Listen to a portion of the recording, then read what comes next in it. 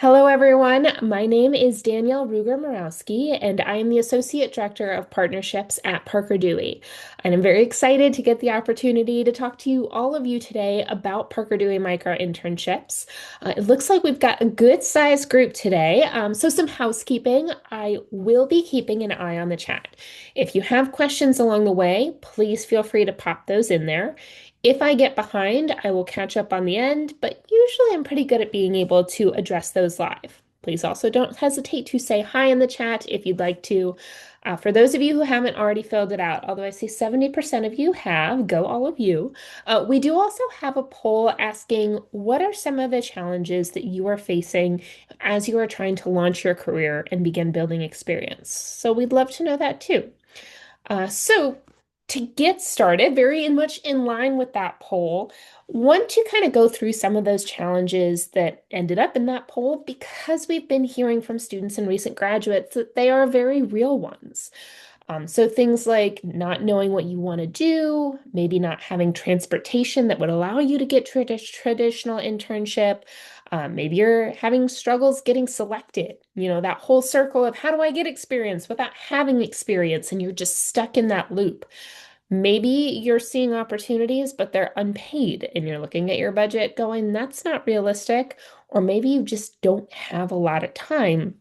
These are challenges that are really common amongst career launchers. I promise this isn't going to be a downer of a session, but we're just highlighting these at the beginning so we can also highlight later on how micro internships help address these challenges. So to do that, though, we need to explain exactly what these micro internships are.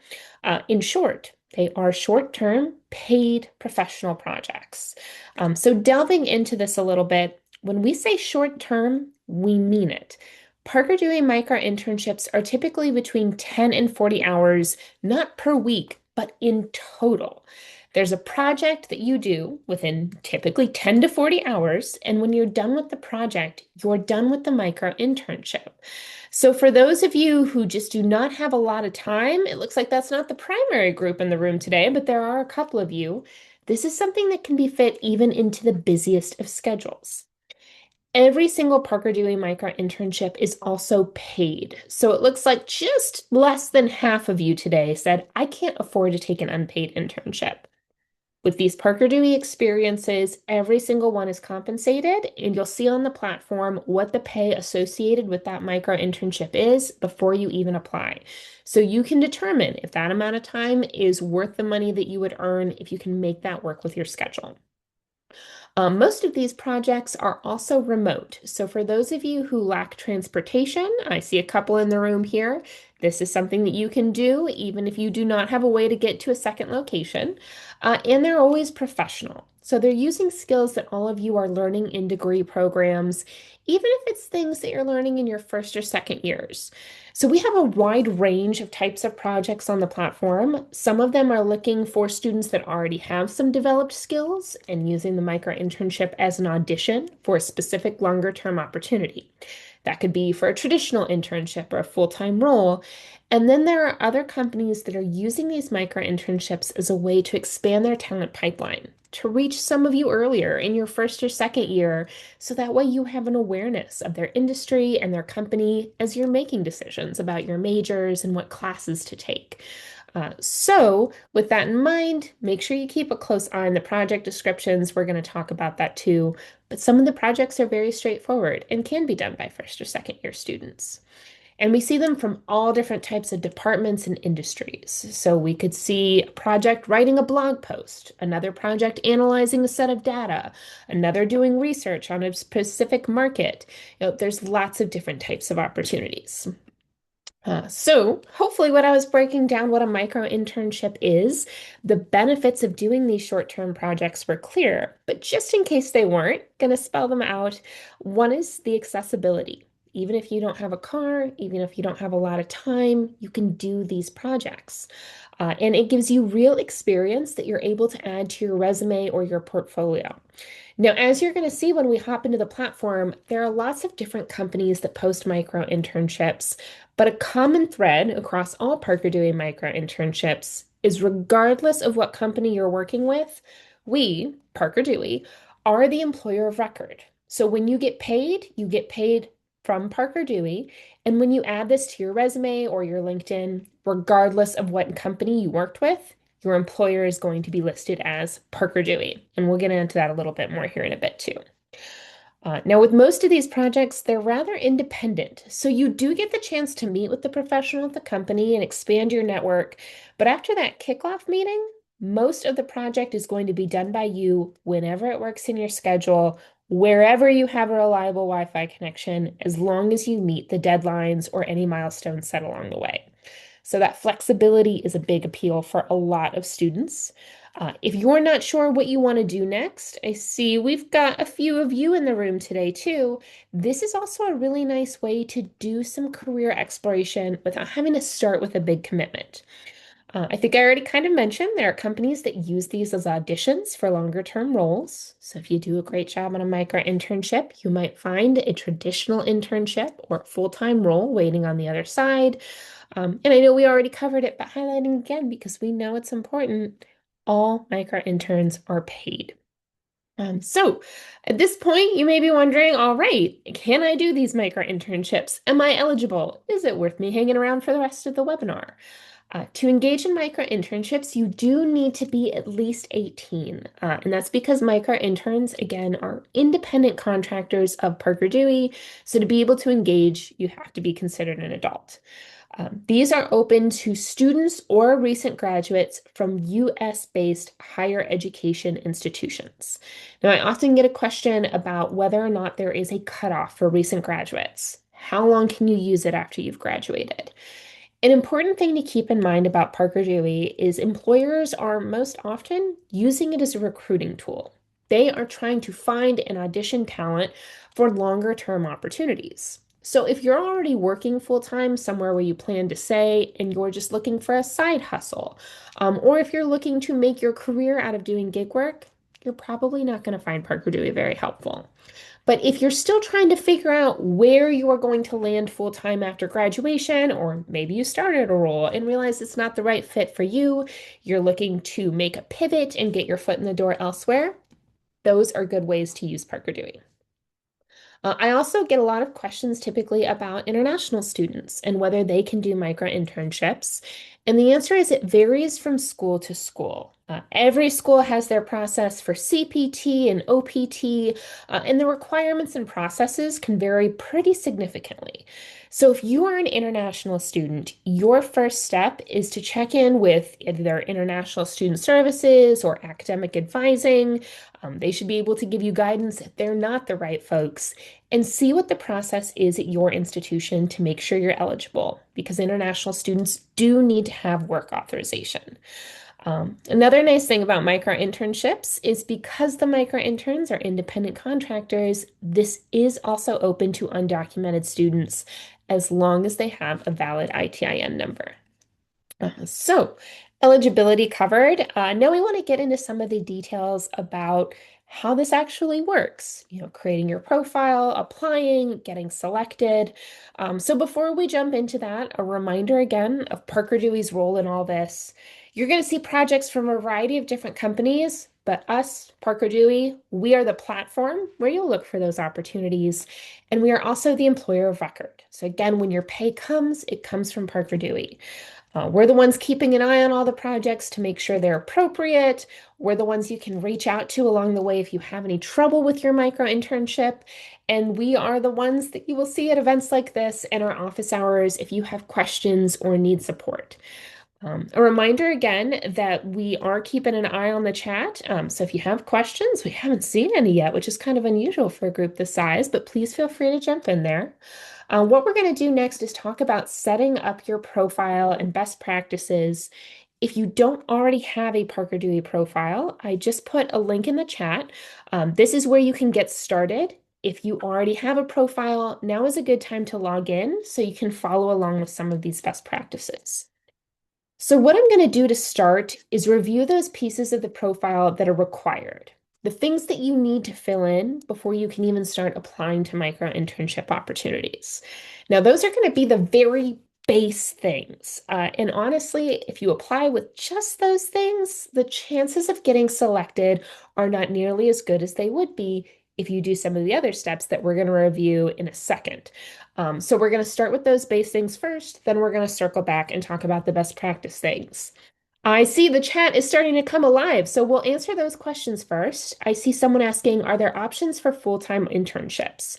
Great question. On the Parker Dewey platform, you are going to exclusively see micro internships. So again, these are the short-term paid professional projects, but some of the micro internships you see may be auditions for traditional internships. So these tend to move quickly. It looks like we have one right here at the top. This is an example, and this is in featured projects, so it's only available to certain students. Don't panic if you don't see it, but this is an example of an audition. So the project itself is helping the company identify talent that may be a good fit for this project engineer role. The project engineer role itself is not what's posted. What's posted is the micro internship, but it's kind of a gateway to that longer term opportunity. So hopefully that's helpful with that question.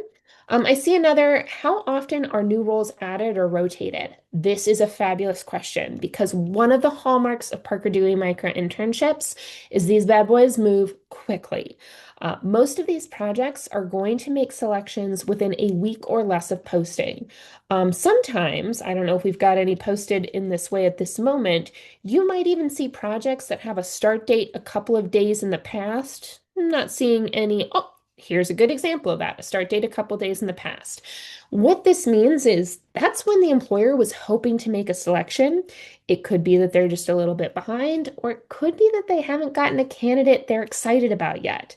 So if you ever do see a project with a start date a couple days in the past, it means they're still planning to pick someone, but they're probably going to do it pretty quickly. It's still worth your time to apply as long as it's visible.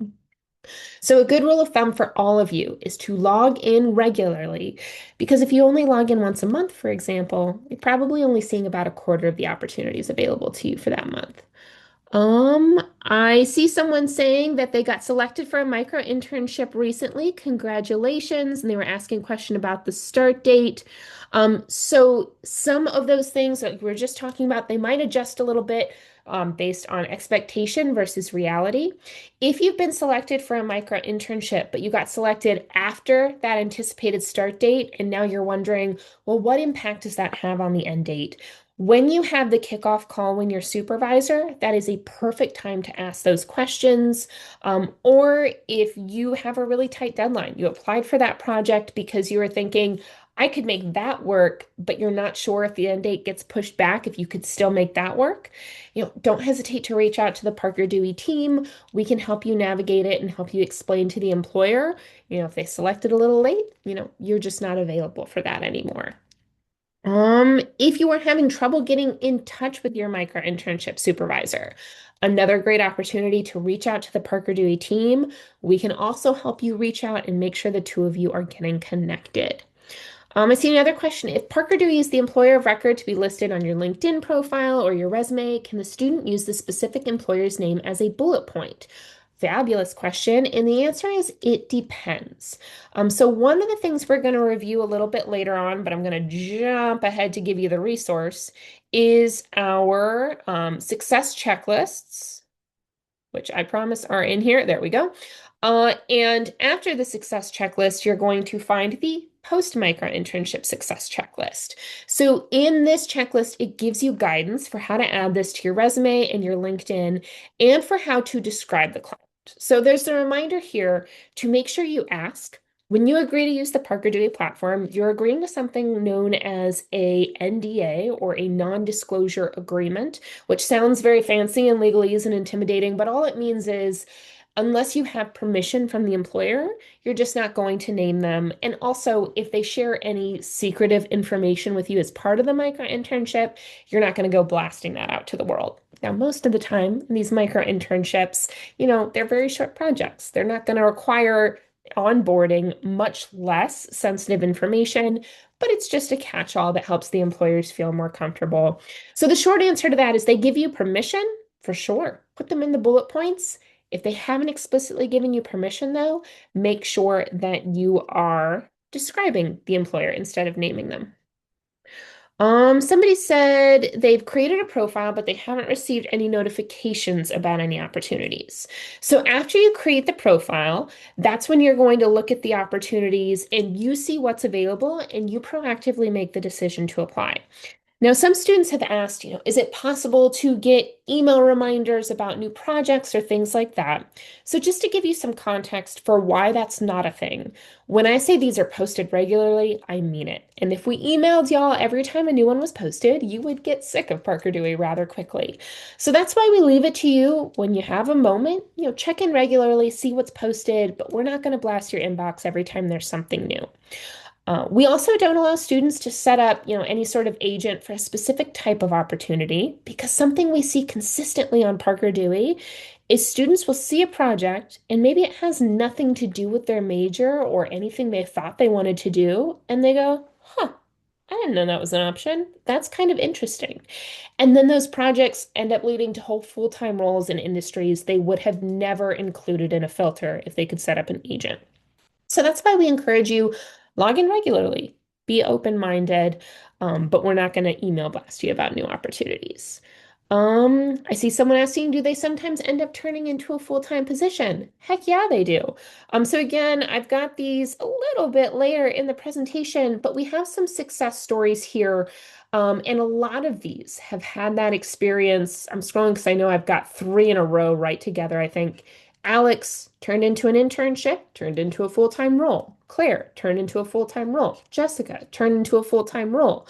Sometimes, I think I've got Ricardo in here somewhere, the connection with the supervisor turned into an introduction to another employer that turned into a full-time role.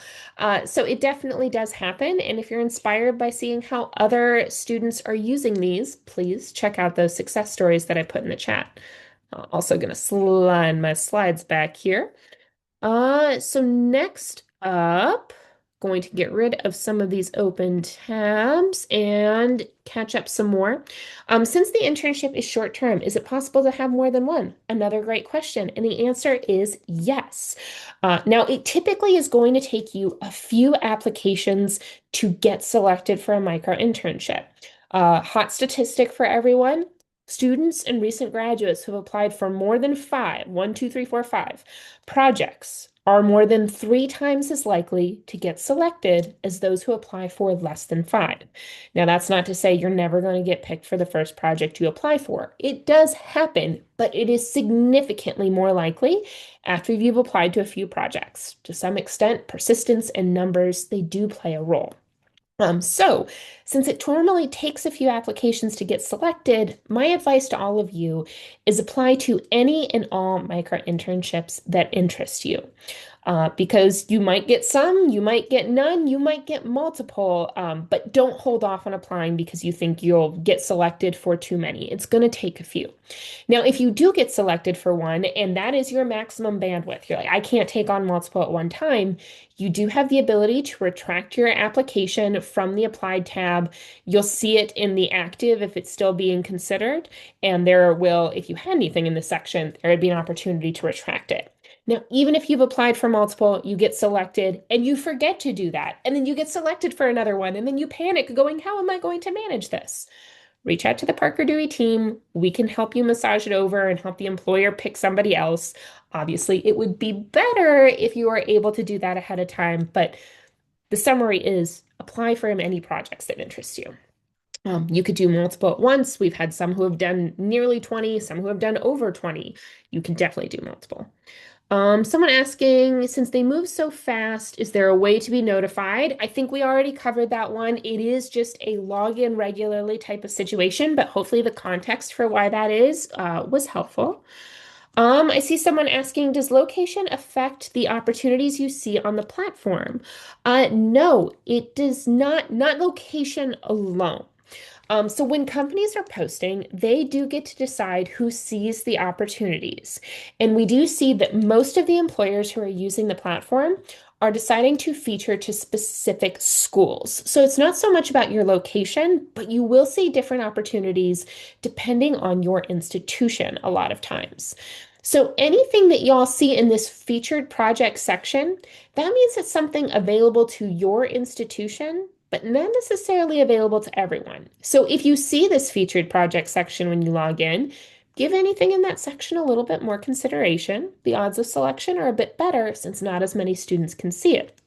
Now, underneath that, or depending on your institution, maybe at the top, you'll see these all open micro internships. These are the projects that everyone on the Parker Dewey platform can see and apply to.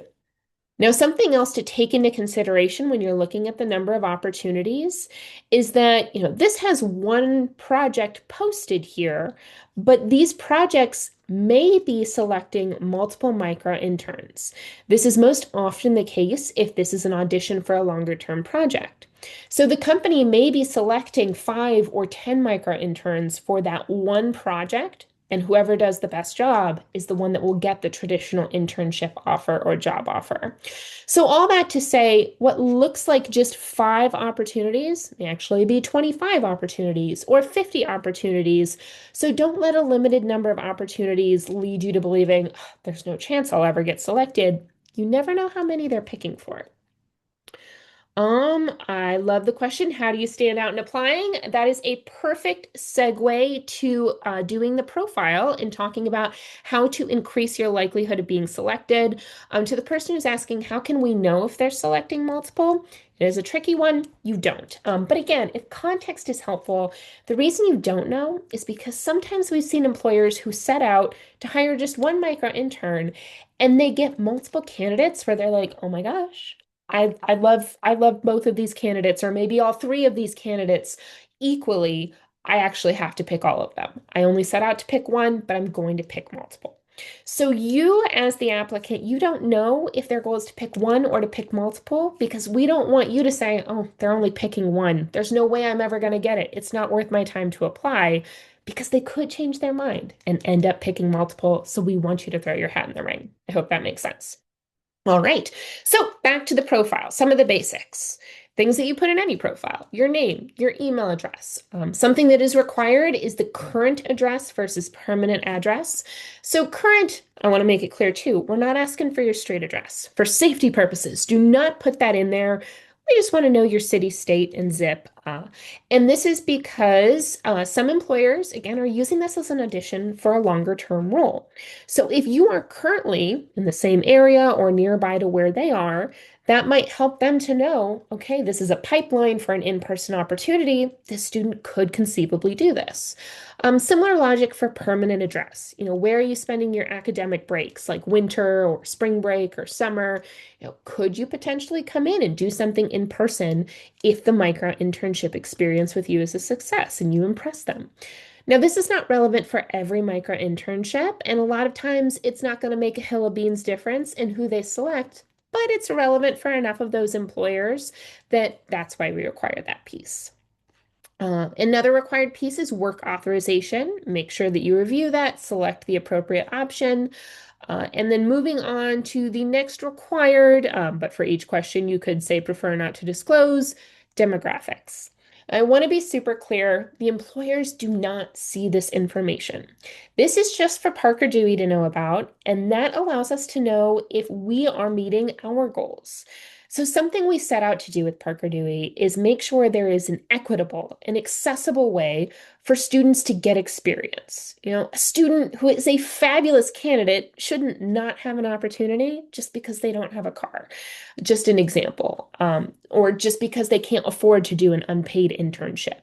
So this allows us to know, are micro internships doing a good job of making opportunities more accessible for a wider range of demographics? So, as you can see, there's not too much that is required off the bat, but one of the things that is required is adding an educational institution, because again, these are exclusively available for students or recent graduates of US-based higher education institutions. So you do need to have an affiliation with one of the preloaded options. There are also a few Parker Dewey boot camps that we have partnerships with that you could select here. You'll be able to find if that boot camp is a Parker Dewey partner, because if you start to write it in and it shows up, then it is. So that's how you can tell. And you do need to select from, again, the pre-loaded options. So if you start to put in your school and you put in the abbreviation and you're not seeing it in here, just try different ways to write your school. There's a good chance that it is in there and might just be written in a way that you are not used to writing it. Now, again, companies can decide who sees the opportunities based on what's in this education section for you. So not only do you want to make sure that you add your education section, but you want to make sure that if you have attended multiple institutions, that you add additional education too. Now, if you took a summer class there while you were in college and you didn't graduate and you're not going there now, that's not the type of education you would want to add. But if you earned a certificate, or maybe you're currently a master's student and you got your undergraduate there, or maybe you're currently an undergrad student and you got your associate's degree somewhere else, those are educational institutions you'll want to add. It may result in you getting to see more opportunities if they're trying to engage alumni from those institutions as well. So those basics covered. Now we're going to backtrack and talk about those things that will help you stand out. So one of these things is going to be to add a professional photo. And when I say professional, not that you have to go to a studio or have AI generate it. You probably have the wrong number of fingers if you do that, but just something, well lit, appealing, basic background. It just gives a little element of personalization. And you probably have heard from your career center to never put your photo on a resume. And that's good advice. Listen to your career center. But this is a little bit different. Think of this more like a LinkedIn profile where that is an appropriate professional practice. Now, if for some reason you're not comfortable uploading a photo, or maybe you just don't feel like you have one that is appropriate yet, you could upload a square logo from your institution. You could upload a logo that gives some indication of what types of industries you're interested in.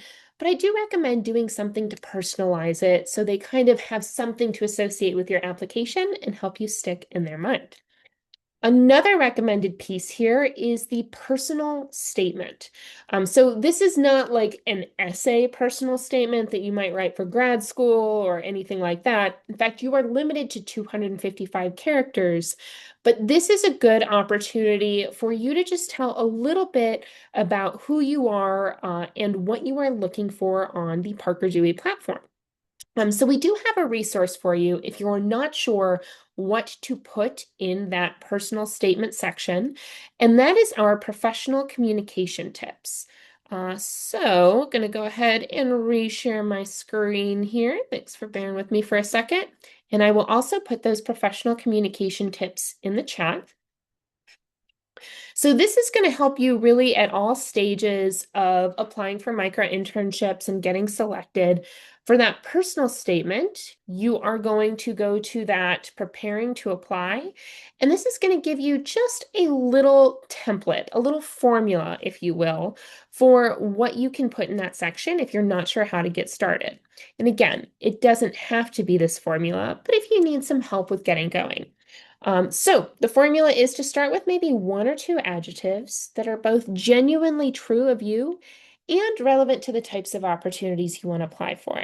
So for example, if you're interested in doing social media, that typically is going to involve managing a lot of dates, a lot of different assets, a lot of times for posting.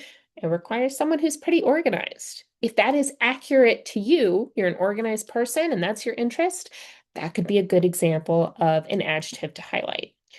Then maybe you highlight one or two skills, experiences, or strengths. If you are interested in doing SEO projects and you have a certificate in Google Analytics, that could be a great thing to highlight. And then the third piece, while not required, it can be helpful. What is your goal on Parker Dewey? What are you looking to accomplish with micro-internships? So here we have a couple of different examples. This person highlighted that they were ambitious and tech savvy. They really wanted to emphasize their writing skills, and theirs was pretty vague. They're just trying to get some real world experience, and that's okay. Someone else highlighted that they're analytical, organized, and proactive, that they had the certificate in data analytics, and their goal was to build awareness of potential career paths. And then there's someone else here highlighting that they're hardworking, that they have research skills and some marketing experience, and they were specifically looking to engage at a mission-driven organization. You can see they're following roughly the same pattern, but depending on who you are and your details, it's letting the employer know more about you. Now, I see many of you also noticed we had a poll asking which one of those adjectives, regardless of your career goals, is typically not going to be one to include. And the majority of you got it exactly right. Nice is typically not going to be the one. Not because there's anything wrong with being nice, but because it's kind of the professional baseline. You're at least going to fake it, even if you're not genuinely nice. And I'm sure that every single one of you on the call is genuinely nice, but it's not helping the employer understand anything about you or your personality or skills that would help them make an informed decision about whether you'd be a good fit. I see someone asking, would it work at a disadvantage to put college year? I am transitioning careers. So I believe, unless it's changed, that that is actually required when you're putting together your Parker Dewey profile. And that's just to give the employers an idea of, how long ago you completed your degree program, or how far you are in your program, if that's a graduation date in the future. So that is information that you'll need to share. So next up, in terms of things that are going to be helpful to you, we've got a question here asking if you are willing to relocate for a full-time offer. So if you're applying with micro-internships that are on audition and you're already in that area, this is not going to hurt you at all. I often get that question, well, if I say no, am I never going to get picked? That is not the case. It behooves you to be honest. So if you are willing to make a move, obviously no one's expecting you to move if you're in the middle of your degree program, but after you graduate, make sure that you indicate that. If you have some specific areas in the US that you are interested in moving to after graduation, make sure that you add those as well. If you're studying somewhere and you'd like to stay in that area, maybe that's not where you currently are, or maybe you want to go back home, you can highlight those zip codes here too, just to let employers kind of know what your goals are. There's also the opportunity to add some affiliations. If you are a veteran, a student athlete, or a member of your school's honors program, those are some affiliations you can add. Sometimes employers will feature projects specifically to those demographics. So if those apply to you, making sure you add those to the affiliation section might unlock some additional projects as well. Now, you may notice if you start to type things in, you'll see some other affiliation options come up. If you are coming from an organization that we have set up as an affiliation, or maybe there are some projects posted specifically for students affiliated with that organization, you should have seen something on the page you came from telling you to add that affiliation. If you didn't come from such a page, then chances are they aren't relevant to you. So you'll stick to one of those three, or all three, or none of those three, depending on who you are and what's true for you. One other thing that can potentially help you stand out is letting the employers know if you are an NCAA student athlete. Student athletes are good at managing their time, they're good collaborators, they know how to work towards a goal. So sometimes employers have special interest in engaging you student athletes as well. We have already talked about the education section and the importance of adding all applicable education institutions. A reminder again to add any where you've graduated from or are currently attending. Anything else, really not what the education section is for. Now, another piece that can really help you stand out is this highlighted experience section. And I know some of you may be looking ahead to that resume section going, well, if I'm uploading a resume, why am I adding highlighted experience? And the reason is what the employer sees when they review their application.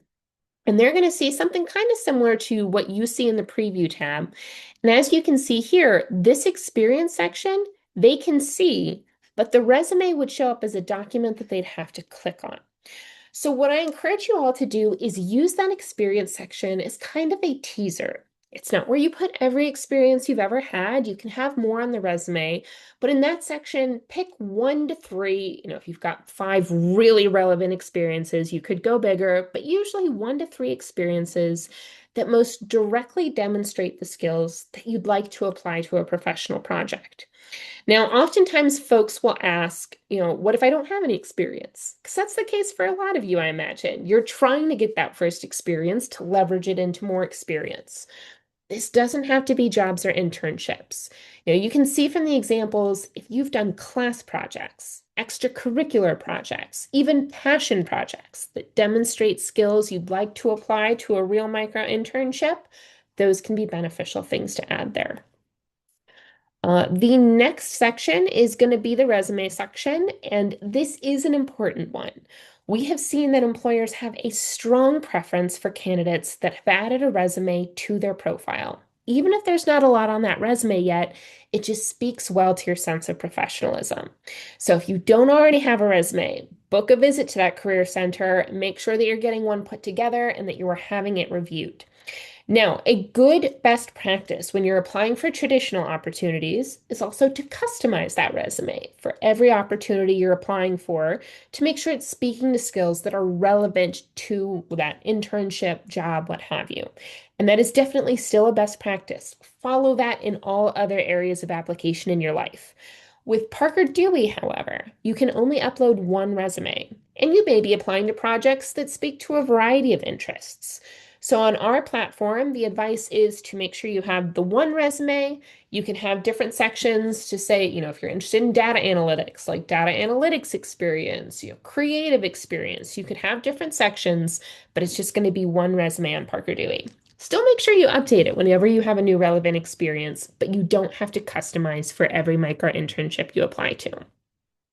On this page, you can also clarify, your availability at this time. You can share if you have a website or portfolio, for those of you who are in design, maybe you have a portfolio site. For those of you who are into coding, maybe you have a GitHub, whatever it may be, if it's going to help the employer better understand your skills, and it's a link, it could be a good idea to share here. You also have the option to add a LinkedIn link. If you don't already have a LinkedIn account, it's a really good idea to make one.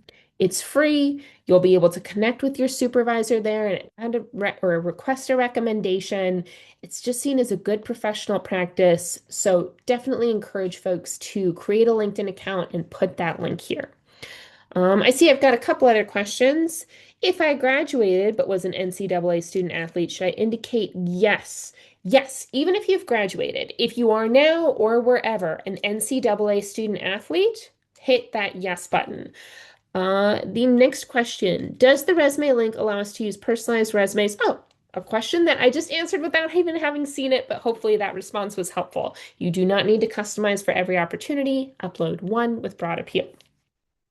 Now, this next section, you may use it and you may not. It's not necessarily relevant for everyone. So, for example, if you're in design and you have that portfolio website and you already put your portfolio link, you may not feel it's necessary to use this document section, and that's okay. Now, if you're in design and you don't have a portfolio site yet because you're just starting out, you haven't done it, but you do have some examples from your entry-level classes that show your skills, that's who this section is for. You can upload specific examples, whether it be design, whether it be code, whether it be a writing sample, upload things that are relevant to the types of opportunities you want to engage in. Now, something to keep in mind is whatever the title of the document is when you're uploading it, that's what the employers are going to see. So you can see I uploaded something called Annual Report Compiled and Designed by Career Launcher. That's a lot for that employer to take in when they're looking at my profile. So what I should have really named this is graphic design example. So take that into mind if you are uploading something you did for a class and it's labeled final exam for QR23XY.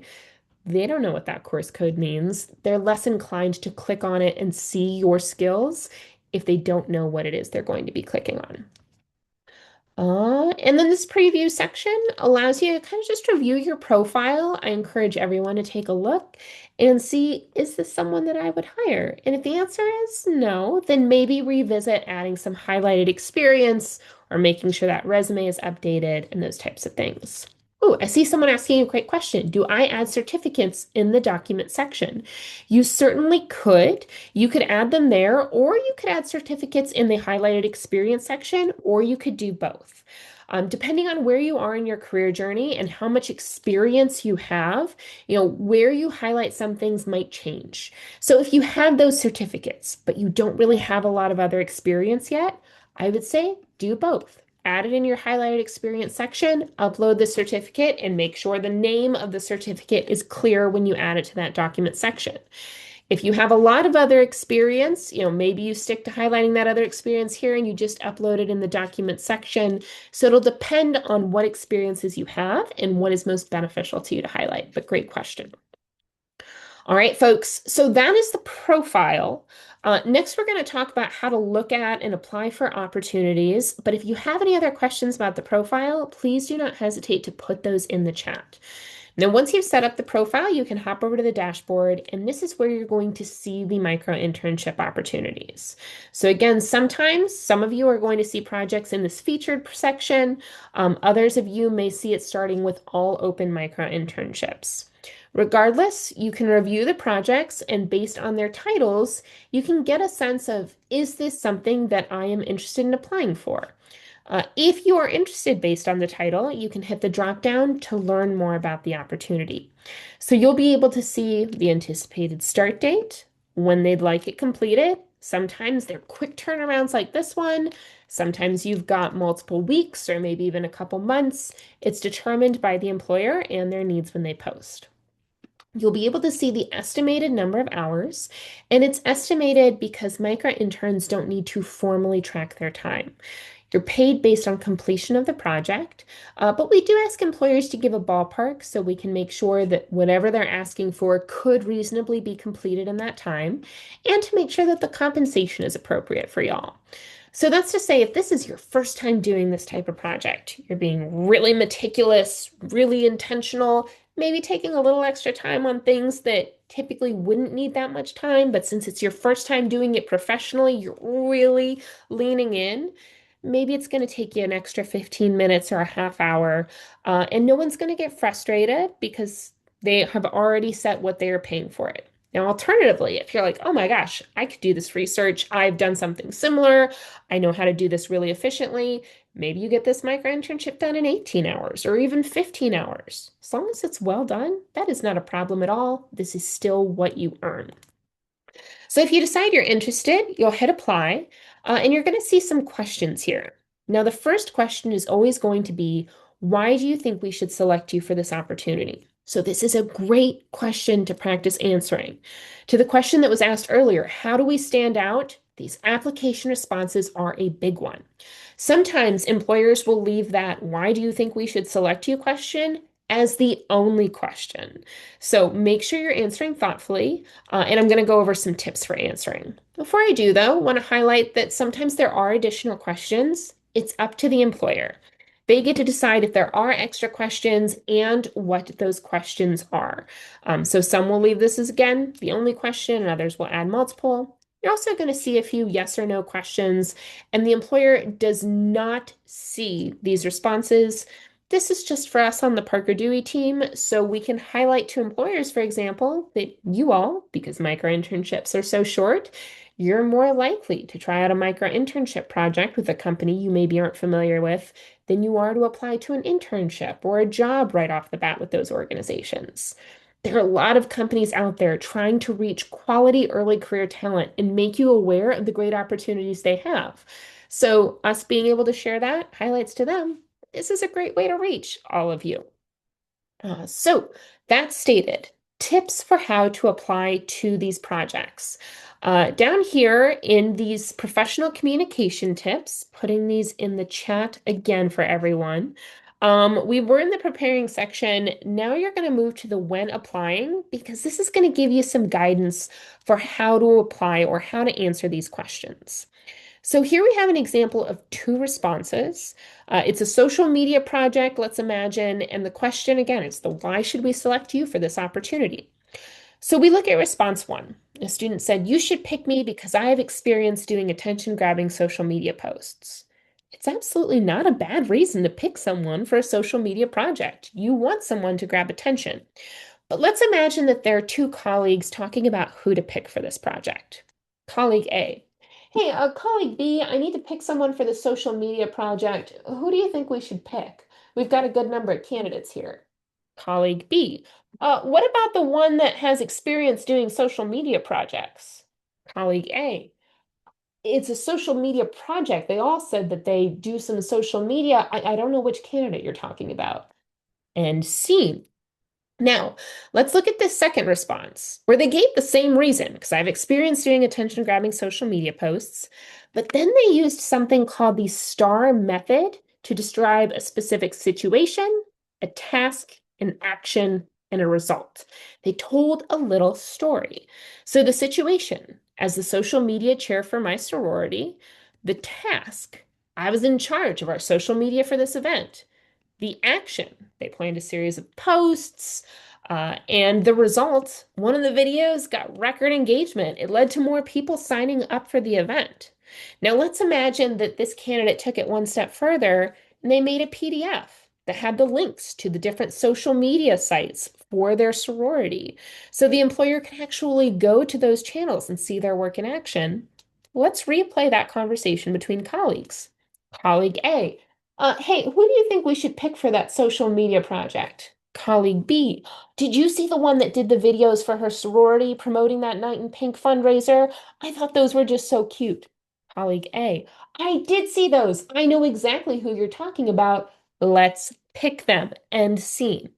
So you can see this isn't long. It's only 4 sentences, but if you can give a specific situation, task, action, and result, tell just a little story to support why they should pick you, that goes a long way.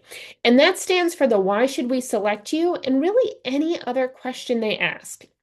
What familiarity do you have with corporate venture capital?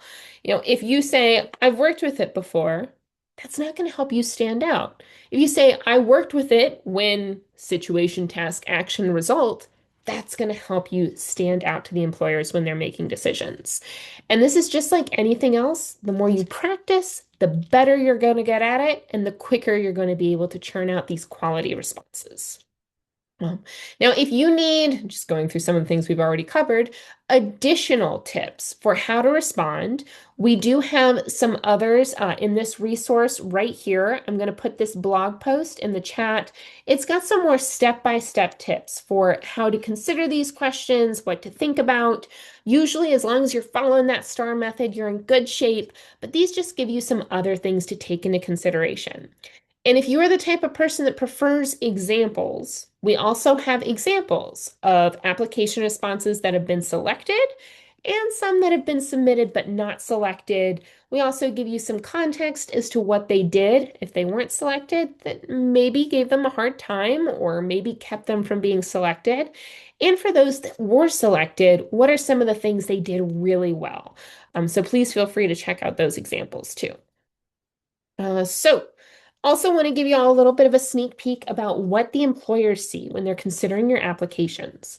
And it's going to be a combination of the information from your profile and your responses to those questions. Now, they're going to have a couple of options when they look at your profile. They could send you a message and ask a follow-up, or maybe request a brief Zoom interview. But a lot of employers are using the micro-internship as an interview for a longer term role. So they're not going to put you through an arduous interview to get to the interview. They're just going to make their selection based on those two factors, your profile and your application responses. So since those are most of the time your only opportunity to make an impression, that's why we spend so much time on it in this webinar. You want to make sure your profile is complete, that it's free from errors, that it's thoughtful, and you want the same to be true of your application responses. Now, some quick notes about navigating the Parker Dewey platform. You'll have already seen me moving around just a little bit, but you can always go back to your profile if you want to make updates. You can always go back to the dashboard if you want to look for opportunities. Once you have applied, you're going to see the status of the projects you've applied to in this tab. Active means your project application is still being considered. If it's moved to past, that's how you know you weren't selected for that particular opportunity. Now, I often get questions asking if employers respond to all the applications. They are not required to. Some do, but oftentimes they may not. So this is why we have those tabs so you can know the status of your application. Now, when you get selected, you are going to see it move to this section and you'll be notified via email. So this is where I do my PSA, my public service announcement, that if you created your Parker Dewey account a while ago, go to your profile, check on what you have as your email. Because there are a few things more heartbreaking than a student getting selected and then getting deselected because they weren't using an updated email address and they never got the notification. Once you complete the project, it'll move over here. You'll see the opportunity to take a survey. And if they do ask any questions about your application, you'll see those in this messages section. Up until when you get selected, all the communication should take place on the Parker Dewey platform. We also have this friendly reminder here too, that Parker Dewey, again, is the employer of record for every micro internship on this platform. When you get paid, regardless of what company you're working with, you get paid from Parker Dewey. So that means the only folks that need your information, your social, your address, those types of things, only Parker Dewey needs to know that. And we're keeping an eye on these opportunities to make sure that everyone's on the up and up, but just in case a bad actor ever gets through, if they ask you for any of that sensitive information, you go, the only people that need that are Parker Dewey. Let us know, and we will make sure it is addressed. So, having covered that, we also acknowledge there may be some questions about, well, what do I do once I get picked? Like this was helpful, hopefully, for helping you get selected, but what happens next? When you get selected, you're going to get our micro internship success checklist and the contact information for the professional. So you're going to reach out to them, set up a kickoff call. You'll get to know them. You'll ask any questions you have, and basically just make sure you have everything you need to be successful. At that kickoff meeting is a really good time to ask, is any of the information you're sharing with me or anything that I'm going to be working on sensitive? Because if it is, obviously that non-disclosure agreement, the NDA, is in play. But if they say, no, none of this is confidential, then ask them, is it okay if I share what I'm doing with a mentor or maybe with a professor and get their feedback? Because I want to make sure I'm doing the best job possible. It's a great way to show that you're committed to doing quality work and to make sure that you are abiding by all the rules. Now, if something happens along the way, maybe your supervisor is having trouble responding to you, or you're having trouble communicating something with them, or maybe you feel the scope of the project has changed and you're not sure how to bring that up, whatever it may be, reach out to us. The only thing we can't help you with is things that you don't let us know about. So if something's going on, reach out to the Parker Dewey team and we will help you with it. We also like to highlight with the payment that is processed once a month. Typically, it's processed at the end of the month. So if you do a project that's marked completed today, November 20th, that pay would get processed at the end of November. As long as you filled out the forms, you should see it in your bank account. Some are faster than others, but usually the first couple days of December. Now, let's say you finish your project on December 2nd. The same logic applies, maybe a little bit of flexibility because of the holidays, but that would get processed near the end of December, and you would see that pay in early January. I see someone asking, is there any recommended education level to use this? Could someone with master's or a PhD use this as well? Entirely. Yes, we have had master's and doctoral students do micro internships. Now, because those students are typically having more focused studies or areas of interest, you may want to reach out to companies that you aren't particularly interested in and see if they would post a micro internship related to that area if you're not already seeing projects related to that particular focus. And that's advice for everyone. If you're logging in and you're not seeing something that aligns with your goals, you can always take the reins to reach out to companies of interest. In fact, we have an entire webinar on that topic. I'll make sure I highlight that slide here in a second. Now, as mentioned, when you get selected, you're not alone. You get the micro internship success checklist. We give you templates and resources. Some projects are really straightforward. After the kickoff call, you'll exchange emails to keep up to date until it's done. Others are more straightforward or more complex, where you might have some check-in meetings, but you are provided with templates to help you professionally communicate what you've done, any questions you may have, and to make sure that expectations are aligned for the remainder of the micro internship. After the experience, this is again where you're going to get encouraged to share your feedback, to review any feedback the employer left for you, to add it to your resume and LinkedIn. I won't go into those since we covered that earlier. But we also give you a guide for how to ask for that recommendation on LinkedIn and how to make the most of the new addition to your network. Because that's what that supervisor, that professional at the company, that's what they are. They are now a part of your network, and you should leverage that. So as we come full circle, I know I already shared these in the chat, but I'll share them again for anyone who may have popped in later. We have plenty of success stories for students who have used micro internships to start building experience that help them be a more competitive candidate for something else, or to get their foot in the door at a company that did lead to something longer term, or just as an accessible way to explore when they weren't sure what they wanted to do. There are lots of different ways that you can use these projects to expand and develop your career. So we hope that this is helpful and inspiring as you consider how to use this platform. Now, as far as next steps go, if you haven't already created that profile, get to it. Use the tips that we reviewed today. The slides in this recording are going to go out to everyone. Again, make sure that profile is complete because it can have a big impact on whether or not you get selected. Check in regularly with that reminder that most projects make selections within a week or less of being posted. So, at the very least, I would recommend keeping an eye at least weekly on what's going on in the platform to make sure you don't miss something that would be a good fit for you.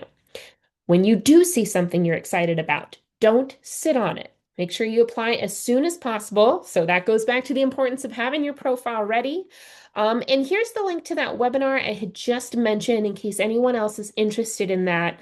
If you are interested in maybe a specific company that you don't see on the Parker Dewey platform or a niche industry, this webinar coaches you on how you can find specific contacts at companies of interest and how you can reach out to them professionally and encourage them to post a micro internship for you.